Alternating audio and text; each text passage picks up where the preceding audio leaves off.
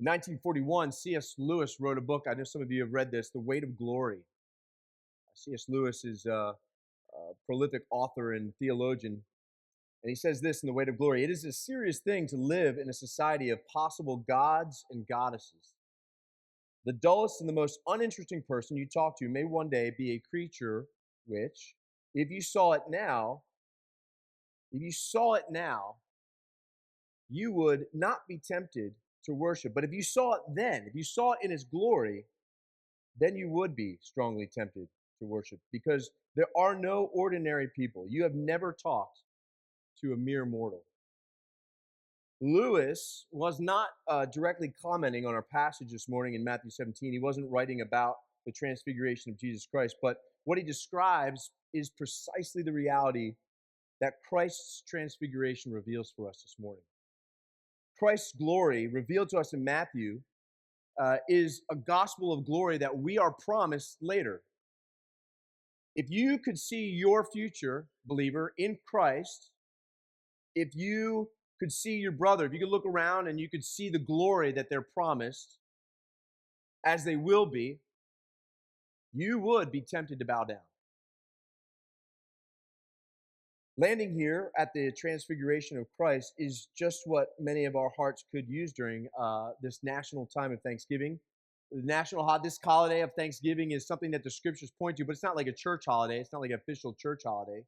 But it is rooted in the giving thanks to a God who has provided and who has promised. And like I said earlier, the reason we give thanks is to look back and say, this is what God has done. Therefore, it strengthens our hope for the future of what we believe he will do. And so what Matthew reveals to us, what God is revealing to us this morning, we're looking at the transformation of the Savior, of God himself incarnate. It reveals again exactly who Christ is, and it points us to who we will someday be like and look like, and it reminds us of what he has done, and for that we assuredly ought to give much thanks. So for those of you that want to take notes, you can fit them on this little square. We have these little sermon note cards. It fits right on this square card, conveniently enough. 3 points. Our new and better Moses. Matthew shows us we have a new and a better Moses. The second thing that he points us to is we see the glory and the love of Christ revealed. And finally, we give thanks. Thanksgiving for a transfigured Savior. First, let's look at what Matthew tells us about the new and better Jesus. Matthew places this transfiguration, this story is intentionally placed in this portion of the gospel. In fact, he puts this story 6 days after he talks to Peter. We've been in Peter's conversation with Jesus and the disciples for the last few weeks, and that's been intentional because what we understand is, what does Jesus teach us about the church? And so this great statement of Christ, who he is, what it means, Josh unpacked for us last week what that means, that it moves us to action. That the confession of Peter to Jesus and Jesus' command that the church will continue to advance and hell will not prevail against it. And then it begins to talk about his death and his resurrection. Matthew places this here because it's right after Jesus' call to self-denial.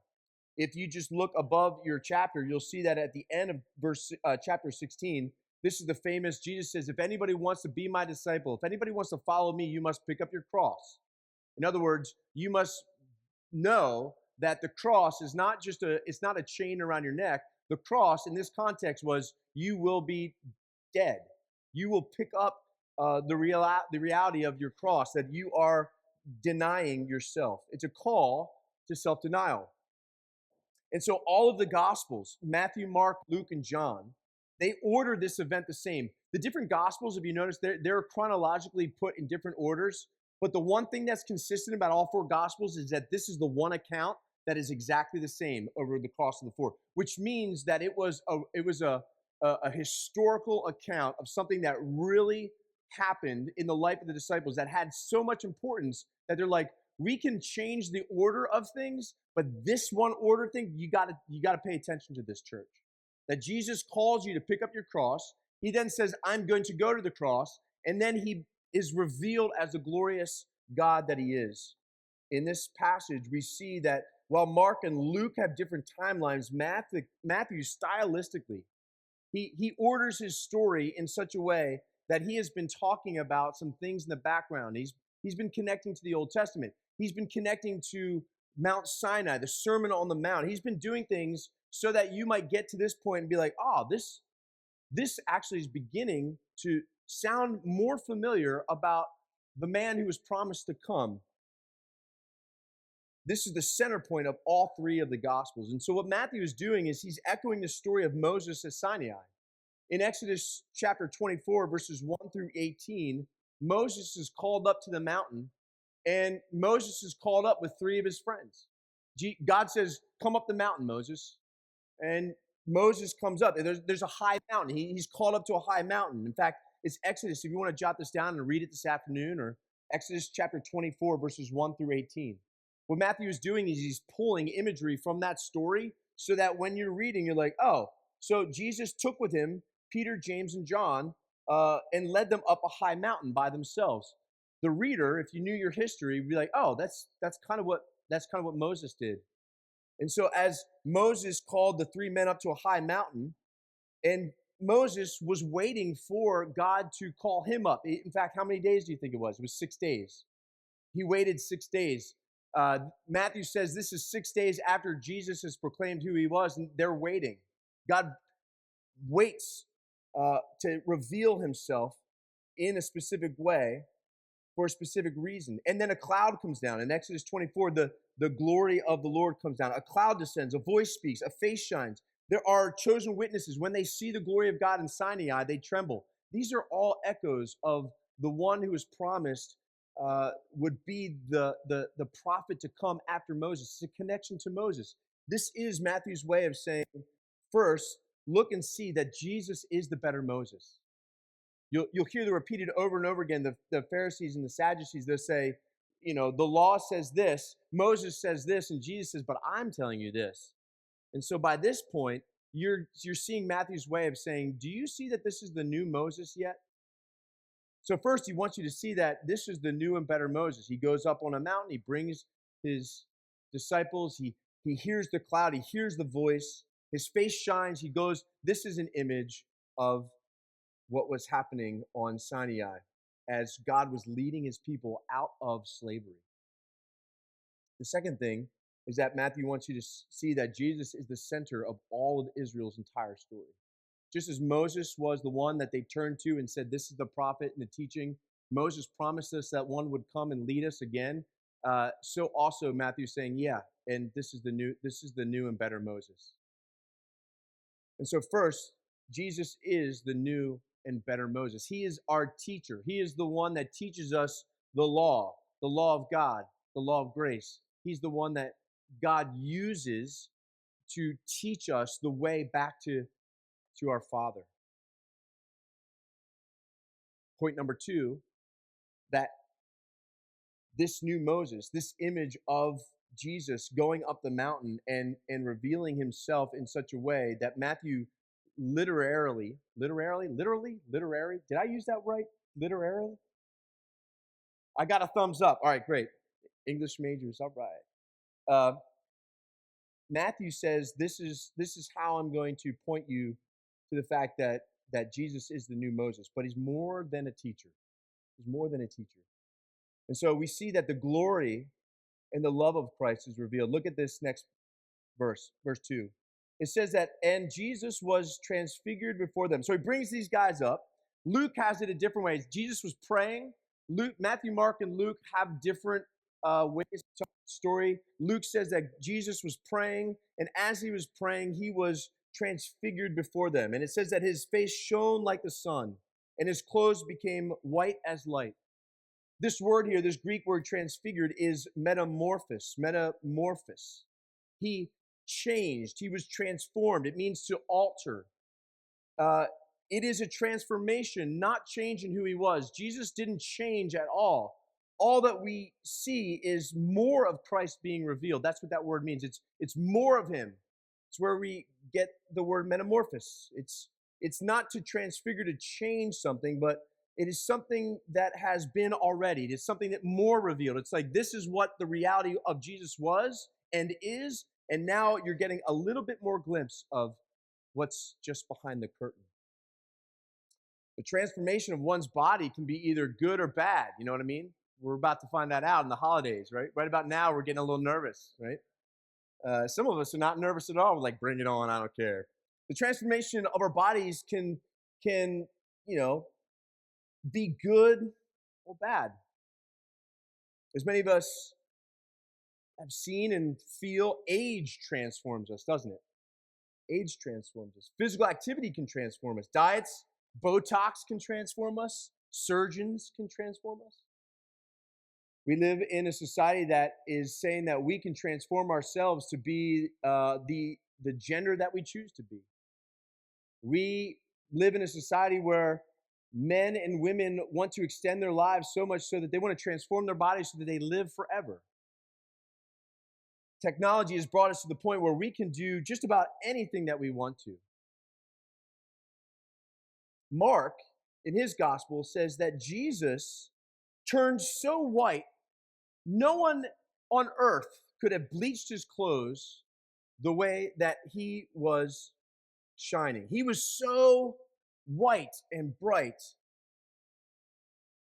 Matthew adds that his face was blazing. It's a blazing face. It's linking Jesus to Moses in Exodus 34. Anytime Moses was with God, he came out in his face. In fact, it was so glorious that he had to put a veil over his face. In fact, Paul will talk about, references this. He says, we all with veiled faces see dimly now as in a mirror, but we will one day with unveiled faces, we will see the glory of God. He's linking this back to Moses' face shining.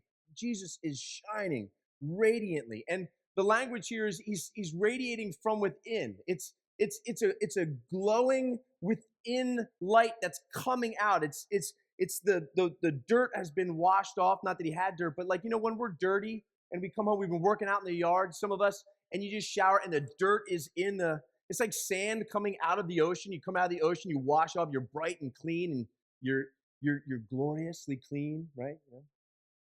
Jesus is more so. One author puts it that the language implies not a mere illumination from without, but it's an irradiation from within. It's a so to speak, beams of divine glory through the veil of humanity.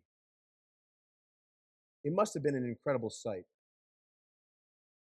The brightness is like if you've ever driven west at 4 p.m. on Westchester Pike, the sun sets now in the fall right at you know what I'm talking about?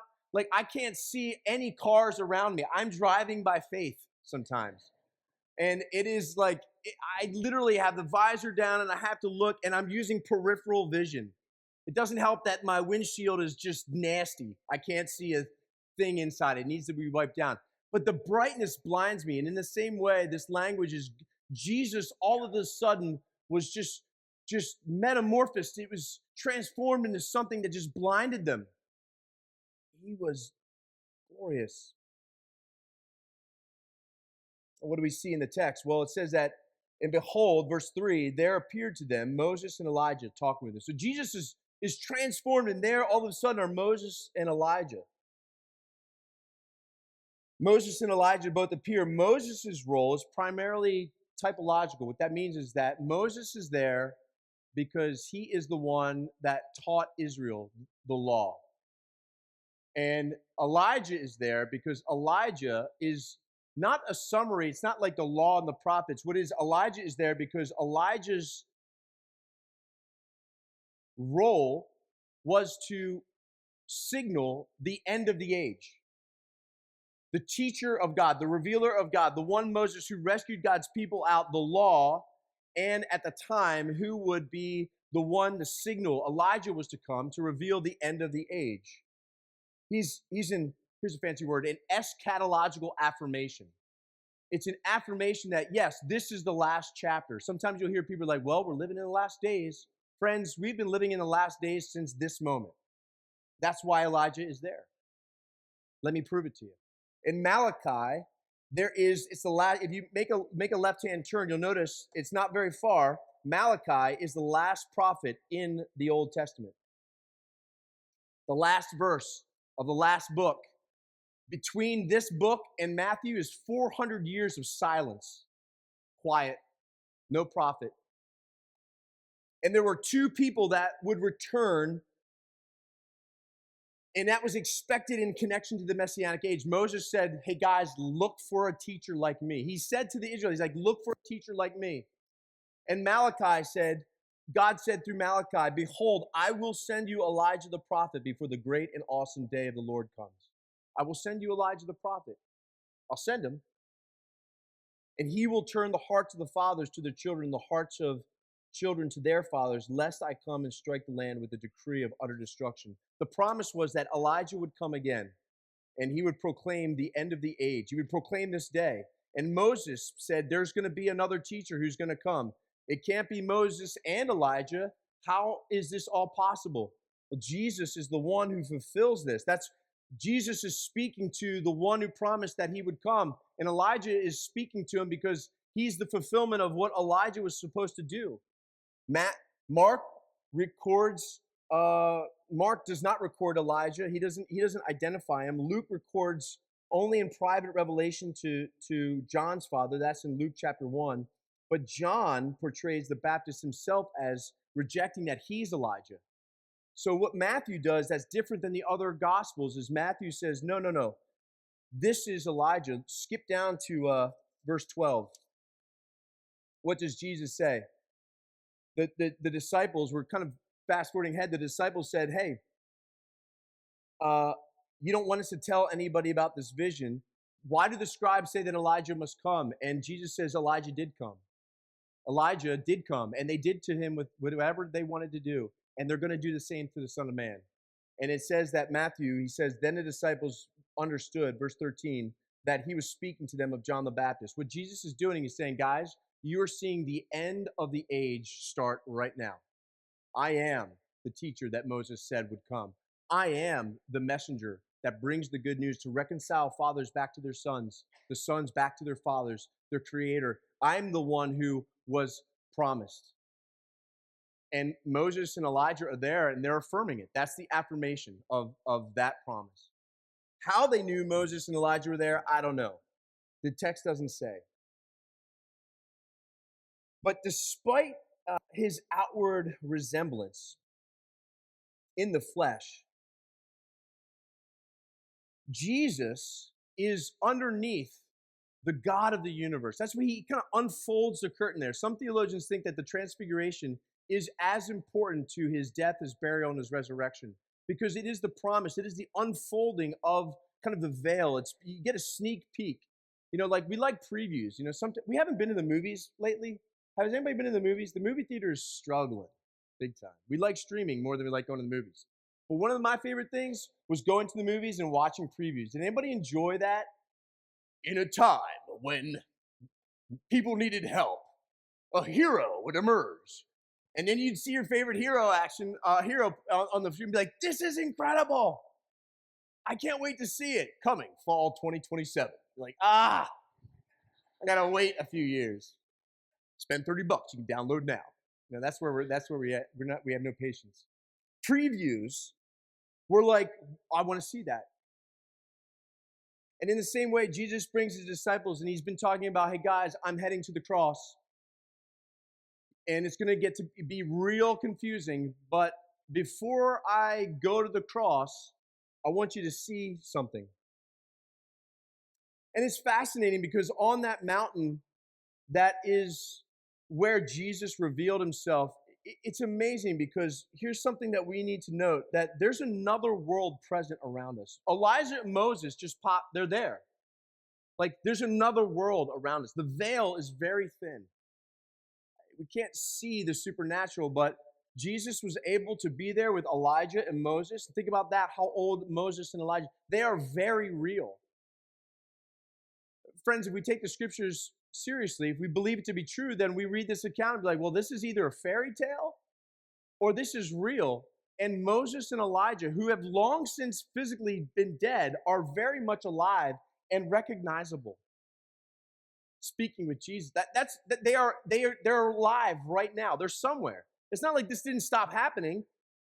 Gay Specht, who passed away, she's very much real somewhere. She's more alive than she's ever been. We will someday be there. We're just going to pass from one reality to the next, and it's going to be amazing. there is a thin veil between us and heaven. I mean, it's right there. Peter gets freaked out. The word that he uses here is like they're terrified. It says that, Peter said to Jesus, I mean, imagine if you're there and all of a sudden Jesus is like glowing everywhere, and there's Elijah and Moses. You're like, I'm pretty sure that's Moses and Elijah. And Peter, who has foot and mouth disease, he just says, I mean, we would, all of us are terrified. We say stupid stuff when we're scared, and we try to do something to like manage it. And Peter's like, hey, this is great. Let's build 3 tents. Let's do it. This is good for us to be here. And in his mind, he's probably processing like, man, this is going to be awesome. There's going to be like Jesus the King, and I think that he's going to be the political leader, and we're going to kill the Romans. It's going to be incredible. And now we got Moses and Elijah. People are really going to believe us now. I mean, imagine the ticket sales. We could make 3 tents here and like step right up. See Moses, Elijah, and Jesus. And Jesus are there, and it's not a circus, Peter. And all of a sudden, the Shekinah glory, that's another clue. A cloud envelops him. Look what happens. Peter says to Jesus, verse 4, Lord, it's good that we're here. If you wish, I'll make 3 tents. One for you, one for Moses, and one for Elijah. And he was still speaking when, behold, a bright cloud overshadowed them. And a voice from the cloud said, and it must have been a strong dad voice. You guys remember dad voice? Dad voice? Dad voice? Hey! Kids are running around. Mike Lynch has dad, but he needs dad voice. He's in the Army. He's got dad voice down. But man, I tell you what, it's probably chaos. Some of you men have dad voice. Some of you got to work on your dad voice. It's okay. The father says, hey, Peter, this is my beloved son, and I am well pleased. The Shekinah glory comes down. The very presence of God comes down. It's the same cloud. It's the same cloud that filled the tabernacle and the temple. When Solomon prayed, if you look at Solomon's prayer, the king of Israel, he prayed and the Shekinah glory comes down. It's the same prayer. It's the same cloud that covers the tent when God went with his people. He says, this is my beloved. There's only one other time when he says this. Do you remember where it was? Pop quiz in Matthew. When was the first time that we heard this very same phrase? It was at his baptism. It's a second affirmation. The Father says, this is my Son, and with whom I am well pleased. It is the Father affirming and commending to us his Son. Matthew makes numerous connections to the gospel of the prophet Isaiah. We as a church studied a few months ago, the book of Isaiah. We went through Isaiah.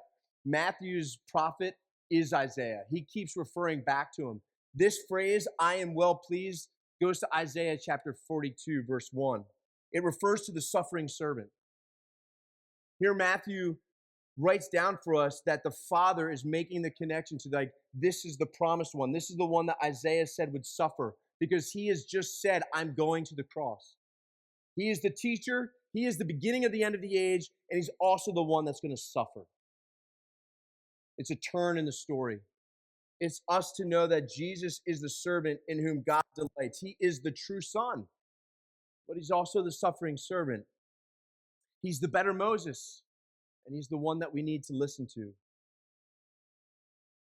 I think just like we would, what did the disciples do? They dropped to the ground. I mean, it's an overwhelming, you just talk about an emotional roller coaster. Jesus says, come on up to the mountain. You're like, all right. And they're sleepy, and Jesus is praying. Jesus praying again. And Peter's like, oh. Mm-hmm. And all of a sudden they're like, I think that's Moses. And then all of a sudden, like, we can do this. And cloud comes down and listen to him. Okay. They're down on the ground. They're terrified. The word here is phobeo. It's phobos. It's phobia. They're very much afraid. They're not like slightly afraid. They're like very afraid, trembling. Like, in fact, they might have fainted. They are out on the ground, just, they don't want to see it. It is too overwhelming. They've just heard the voice of God. They've just seen Jesus light up like they've never seen anybody. They've seen dead people alive. They're like, that's Moses and Elijah. That is overwhelming. But what does Jesus do?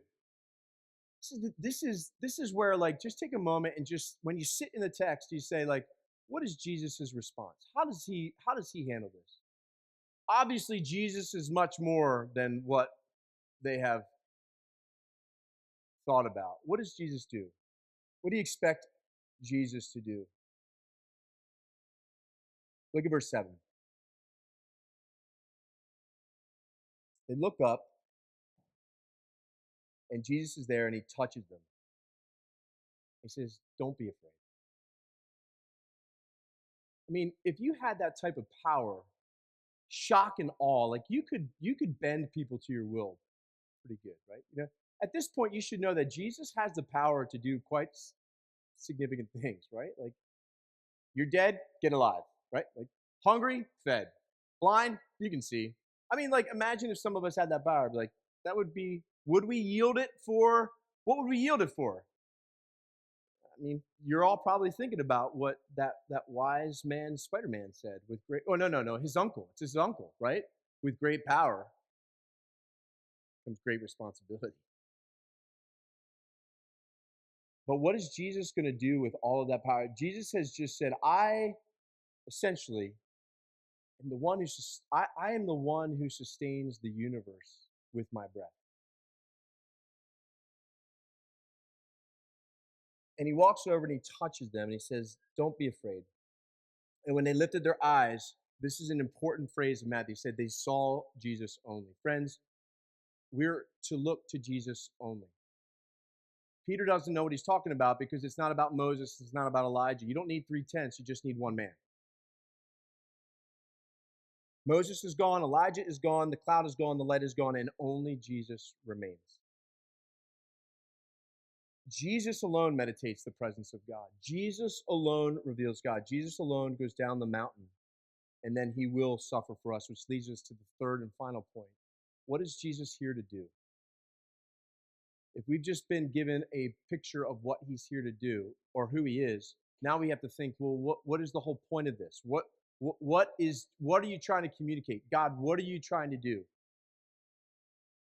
Well, the New Testament interprets the event not only as Christ's glory revealed, but it is our glory promised. What they see is the promise is that the righteousness of Christ, the glory, the bleaching of the garments, the whiteness, the robes that put on us, his righteousness on us, the whiteness is going to be ours. Here it is, 2 Corinthians 3:18. Paul says that we are being transformed, transfigured, metamorpho. Same word, we are being metamorphosed, changed into the very likeness of Christ until one day we will be just like him. It's a slow and steady progress now, but in that day when we see each other as we really are, as we see Christ as we really are, that same glory will be ours. It's amazing. That's the promise. 1 John 3:2, we shall be like him when he appears. John says, we're God's children now. What we will be has not yet appeared, but we know that when he appears, when he returns, we will be like him because we shall see him as he is.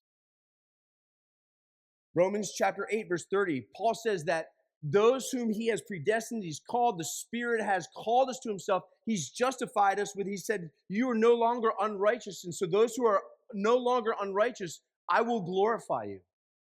What's the point in cleaning you up if I can't bring you close? And if I bring you close, you're going to be like me. And so you're going to be glorified. And it's all the work of the Spirit. The Spirit does this. It's a supernatural work. None of us can glorify ourselves. We can't make ourselves glow. Red maybe, but not glow. The transfiguration here is a window into the believer's future. That's why C.S. Lewis was right. If you saw the future, you would have the same response. You would be tempted to worship. But we don't worship one another. We worship the one whose glory we have. You see, one day your face will shine like the sun. One day your body will be like Christ's glorious body. And it's not because you deserve a second body, and it's not because you've earned a second body. It's not because you've earned the glory. Simply the goodness of God to offer you a future that is literally bright.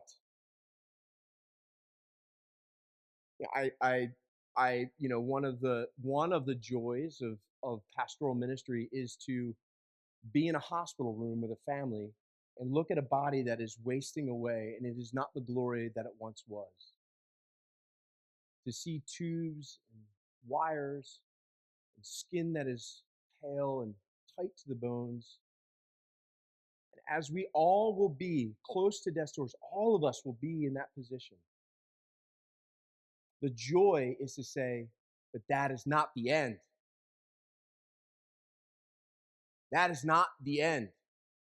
There is a glorious, hope-filled future when we place our faith in Christ. Because Christ has promised that when we look to him on that mountain, as he's revealed himself, he says, when you look to me, this is your future. But first, I have to take care of something very important. I have to deny myself. In Philippians 2:6-8, it says that though he was in the form of God, he did not count it as equality with God. That's something to be grasped. He didn't exploit his glory. He used it, and he went to the cross. In fact, he's been suffering since he put on the flesh.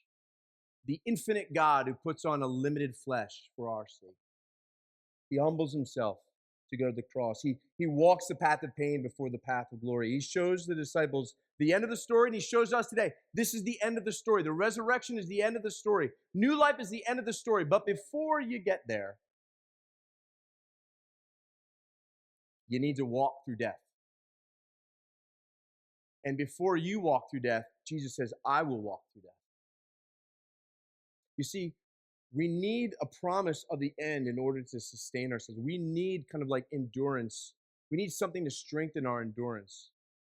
To know that, like, okay, I will follow you, Christ. And it's okay. Friends, when we follow Christ, it's okay for us to kind of check ourselves a little bit. Be like, man, do I know what I'm getting into? Seriously. Like, am I willing to give everything up? Is it worth it? It's cost-benefit analysis. It's like, is the cost worth the benefit? Well, you have to decide that. That's what Christ puts before us. He says, do you want to pay the cross? Do you want to pay the price? Do you want to die to yourself? Do you want to live in perpetual self-denial for the hope and the promise that you will one day receive everything 100-fold back that you've given up? Would you give even your life? And on the mountain, there's a mirror image. We're going to get there, but it's fascinating. There's two mountains that Matthew puts, one in the middle and one at the end. He puts before us the Mount of Transfiguration, where Jesus is shining with divine light. His clothes are clean. He's flanked by Moses and Elijah. God's voice is declaring him his son. There's a bright cloud that overshadows. All of the disciples are in fear. That's the mountain. That's the glory. And then there's another mountain. A mountain where Jesus is clothed in nothing, where he's hanging on a cross, shamed. People are mocking him. And it's not the voice of the Father he hears, because he says, Father, why have you forsaken me? Where are you? The soldiers are around him. Darkness covers the land. And then he uses the same phrase twice in chapter 27:54. The soldiers look at him and they have phobeo. They were extremely afraid of what they saw. You have two scenes, you have two mountains, but you have one sun. And in the radiance of the transfiguration and in the shame of the cross, it's the same sun. On the mountain, we see who he is here in chapter 17, but then on the cross, we see what he came to do. And so, what would draw our hearts to give thanks? Are you thankful for this Savior this morning? Are you just here to check off a box? We can thank God because Jesus is the better Moses. He is the one who reveals God. Jesus is the one who reveals God to us. He's a better Moses. We can give thanks because Jesus did not cling to the mountain. He didn't stay on that transfiguration mountain. Peter wanted him to stay, but Jesus said, no, I got to go down. I got to choose the cross. We give thanks because God is patient with our slowness. Peter misunderstands over and over and over again, but yet Jesus is patient with him. He says, don't be afraid. You don't see clearly now, you will. We can give thanks because this is our future. It's a revelation of the promise that we will one day shine like the sun. But finally, we can give thanks because when we see Jesus only, it's enough. He's always enough. He's always near. and he is always touching fearful disciples with a steady hand. Are you afraid this morning? Are you discouraged? Are you overwhelmed by the things that are broken in your life? Well, you can give thanks because Christ has given you a glimpse into the future. It will not always be this way. Just keep your eyes on who? Jesus only. Look up and look to Jesus only, period. Nothing else. Just look to Jesus only. And the promise of glory is yours.